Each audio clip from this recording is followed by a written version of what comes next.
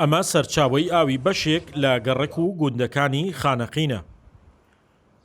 جۆگەلەی ئاوی ئیمام عەباس لە خانەقین تێکەڵ بە زێرا بە و لەگەڵەوەشدا چەندین جۆر کەرەستەی پلاستیکی فڕێدراوی ماڵانی تێدایە.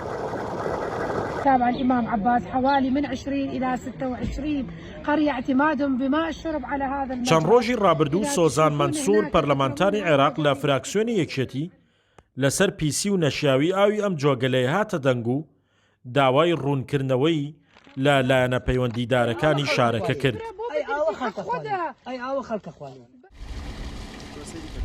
نەبوونی سەرچاوەی ئاوی تر دانیشتوانی ئەو ناوچانەی ناچار کردووە پەنا بۆ بەکارهێنانی ئەم ئاوە ببەن. ئێمە لەسەر مەشروعاو ئیمام عەباسین لە ئیمام عەباسەوە تاکو ئاخیر عالیاوە لەم مەشروعاوە ئەخۆین. حەقمان بەوانە نییە کاڵێن بیرمان هەیە و لەمە ناخۆین، بەڵام زۆربەی ماڵە فەقیرەکان لەم ئاوە ئەخۆن.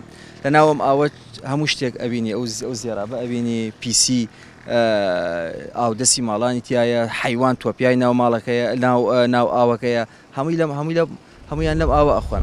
جگە لەوەی خۆڵ و خاشاک و زبڵێکی زۆری تێدا کۆبووەتەوە، هەروەها چەندین کەلاکی مردارەوبووی ئاژەڵیشی تێدا فڕێدراوە کە ئەمەش سەرچاوەی سەرەکین بۆ توشبوونی هاوڵاتیانی ئەم ناوچەیە بە نەخۆشی.